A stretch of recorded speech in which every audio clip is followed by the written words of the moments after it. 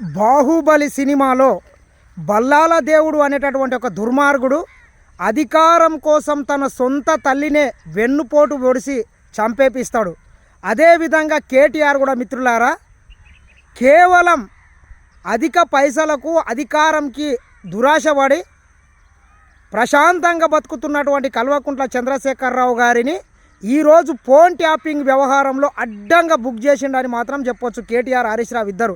ఎందుకంటే ఎక్కడో అమెరికాలో బాత్రూములు కడుక్కొని చిన్న ఉద్యోగం చేసుకునేటటువంటి కేటీఆర్ ఈరోజు వేల కోట్ల ఆస్తులు సంపాదించుకున్నాడు. గతంలోనే మనం చూసినాం.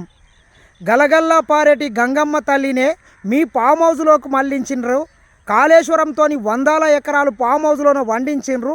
ఎట్లుండే మీ బతుకులు గతంలో తెలంగాణ రానప్పుడు, ఎట్లుండే మీ బతుకులు గతంలో డొక్కు స్కూటరు రైడులు, పాసుపోటు బ్రోకర్లు, ఏడేండ్ల ఈ పొద్దులో వేల కోట్ల ఆస్తు, తండ్రికి ఒక ఫామ్ హౌస్, కొడుకుకి ఒక ఫామ్ హౌస్, బిడ్డకు ఒక ఫామ్ హౌస్ అని మనం పాట పాడితే దాని మీద కేసులు పెట్టిర్రు. ఇది నిజం కాదా మిత్రులారా? దాదాపు 40 సంవత్సరాల సుదీర్ఘంగా కల్వకుంట్ల చంద్రశేఖరరావు గారు ఎమ్మెల్యేగా ఎంపీగా ఉన్నాడు. కానీ తన బిడ్డ కవితమ్మ పెండ్లి చేసే నాటికి ఆయన బిడ్డ పెండ్లి కూడా చేయలేని పరిస్థితుల్లో ఉన్నాడు. చాలామంది దగ్గర అప్పులు చేసి పెళ్లి చేసాడని కల్వకుంట్ల కవితమ్మనే చెప్పింది.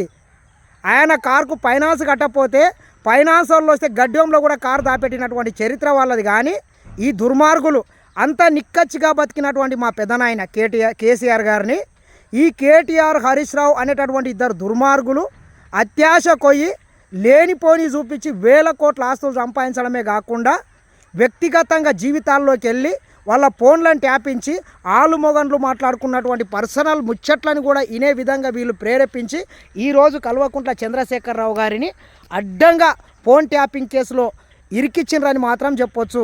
కాబట్టి దీనికంతా కర్త కర్మ క్రియ ఈ ఇద్దరు దుర్మార్గులు మాత్రమే. ఈ ఇద్దరితో పాటు ఇంకొక ఆయన ట్యాబ్లెట్ సంతోష్ రావు, ఈ నలుగురు కలిసి కల్వకుంట్ల చంద్రశేఖరరావు గారిని ఈరోజు అడ్డంగా బుక్ చేసిండ్రని మాత్రం చెప్పొచ్చు. ఖచ్చితంగా వీళ్ళ మీద, ఈ దుర్మార్గుల మీద చర్యలు తీసుకోవాల్సిన అవసరం ఖచ్చితంగా ఉన్నది. నిజంగా చెప్పాలంటే తెలంగాణ రాష్ట్ర సాధనలో ఇంతనో అంతనో ఈ దొంగల కన్నా కొంత బెస్టే కల్వకుంట్ల చంద్రశేఖరరావు. కానీ ఆయనని మాత్రం వీళ్ళు అడ్డంగా ఇరికిచ్చిండ్రని మాత్రం చెప్పొచ్చు.